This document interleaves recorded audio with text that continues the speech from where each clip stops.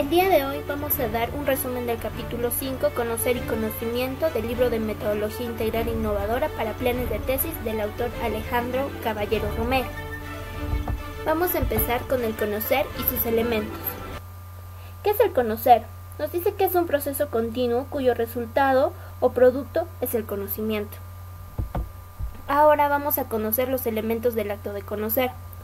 El sujeto que conoce, que es un ser racional que posee el yo, la conciencia, la intencionalidad de la conciencia.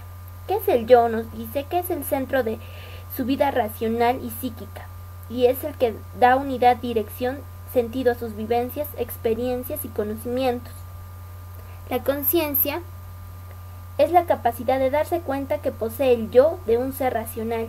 La intencionalidad de la conciencia es la propiedad de la conciencia racional que voluntariamente permite dirigir, referir o proyectar a darse cuenta hacia el objetivo que se ha decidido conocer. El objeto conocido nos dice que es la parte de la realidad material o no, a la que tomamos como objeto o un objeto de nuestro conocer, que el objeto viene a ser la parte de la realidad que se conoce.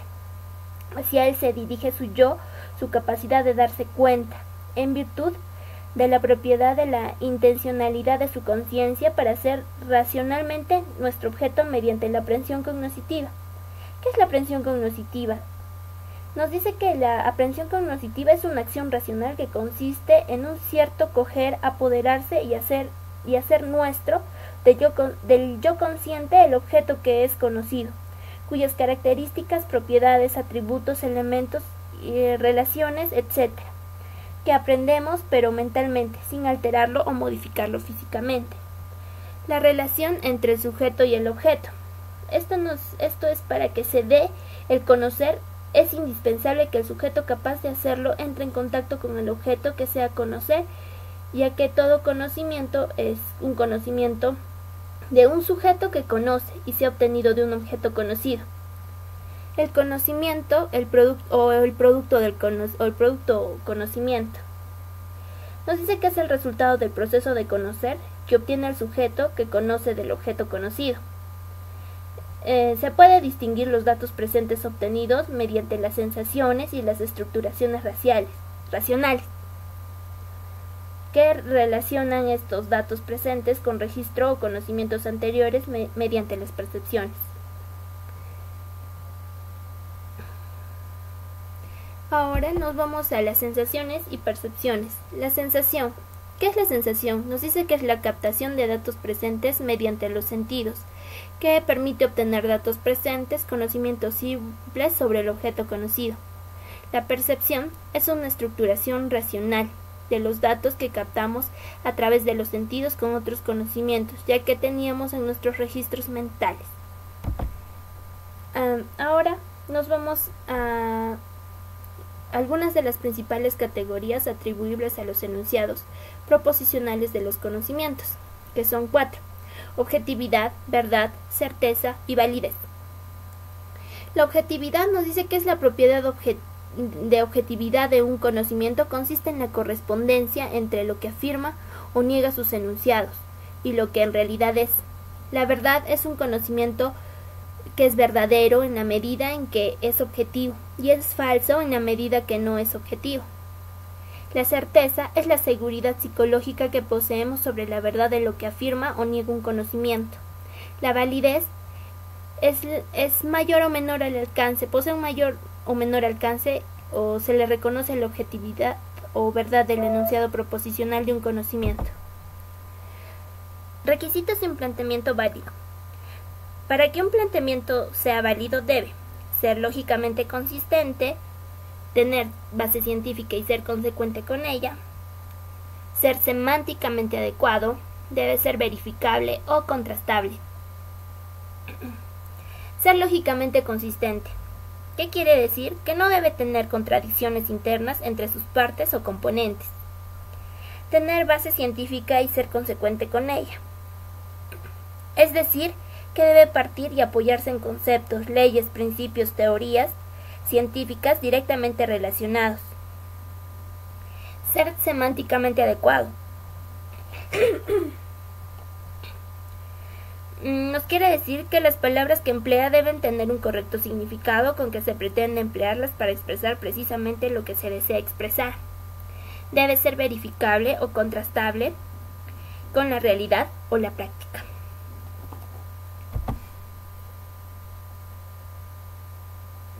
Ahora nos vamos a las características del conocimiento científico, que son especializado, es analítico, es sintético, es metódico, es sistemático, descriptivo, explicativo, predictivo, parte de los hechos y vuelve a ellos, es legal, útil y eficaz, verificable, comunicable, claro y preciso.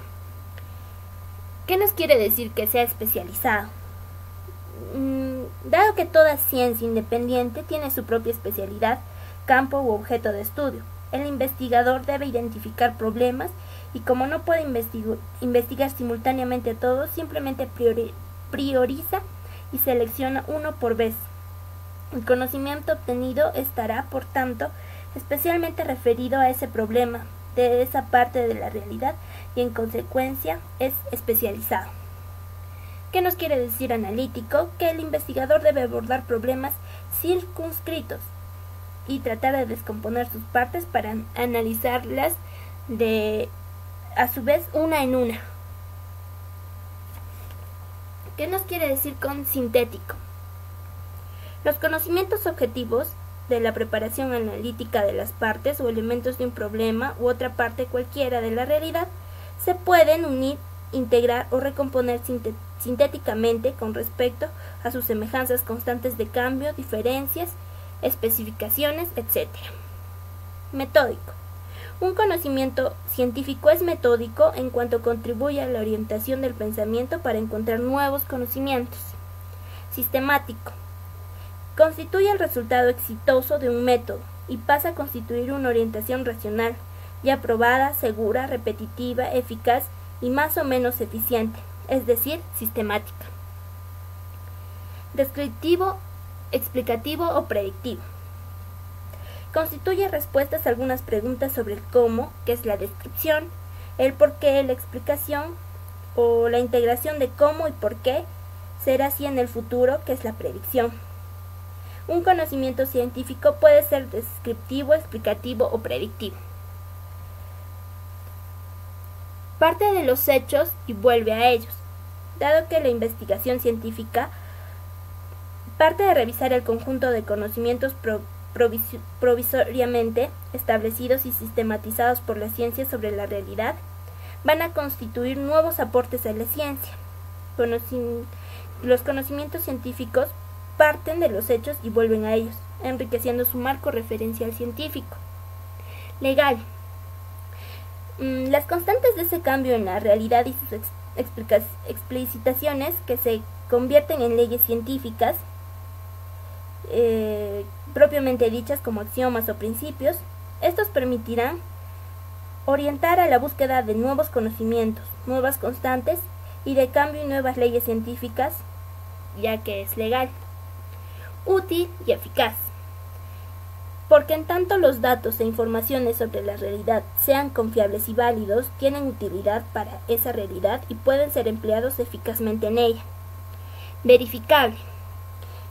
Es decir, que el conocimiento científico es comprobable por otros investigadores y se puede demostrar repitiendo el proceso también a otros, por tanto es verificable. Comunicable. Nos hacemos una pregunta: ¿cómo podremos demostrar lo que no podemos comunicar? Por ello, el conocimiento científico requiere ser comunicable a la comunidad científica. Claro y preciso. Los enunciados proposicionales de los conocimientos científicos deben ser claros y precisos. Ser claro significa que no debe dejar dudas sobre lo que enuncia o formula, y ser preciso significa ser categórico. Ahora vamos a revisar las propuestas sobre conocer y conocimiento de reconocidos autores o fuentes. Como tenemos un ejemplo, la propuesta de Francisco Miro Quesada sobre conocer y conocimiento. Nos dice que la moderna mateteoría muestra el carácter único del principio de no contradicción en la lógica y en la matemática. Esto hace pensar en la existencia de principios racionales, de verdaderas formas a las que tiene que someterse el pensamiento para poder constituir nuestros conocimientos. Esto significa que el principio de no contradicción no ha quedado inválido. Es sin duda alguna un principio supremo del conocimiento racional, pero no constituye la condición absoluta del conocimiento. Ahora vamos a la propuesta de Karl Popper sobre conocer y conocimiento. Nos habla sobre las propuestas de Popper sobre lo poco que conocemos y el conjunto infinito de lo que ignoramos.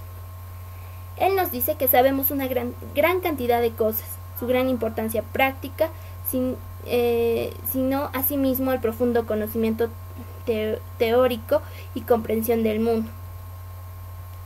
Pero simultáneamente dice que nuestra ignorancia es ilimitada y decepcionante. Ahora nos habla sobre las propuestas de Popper sobre las fuentes del conocimiento. Nos dice que existe toda clase de fuentes de nuestro conocimiento, pero ninguna tiene autoridad absoluta. También nos dice sobre los objetivos de los enunciados de los conocimientos. Nos dice que podemos distinguir tres mundos. Primero, el de los objetos. Segundo, el de los estados de conciencia. Y tercero, el de los contenidos y objetivos del pensamiento. Tres tesis de Popper sobre la teoría del conocimiento. La epistemología tradicional. Lo propio de la epistemología es el estudio de los problemas científicos y una epistemología objetivista. Tres tesis de Popper sobre el conocimiento como producto. Deberíamos tener presente en todo momento la distinción entre la producción del conocimiento científico por una parte y la otra los diversos productos que son los conocimientos, tales como las teorías o argumentos científicos. Con esto hemos terminado. Muchas gracias.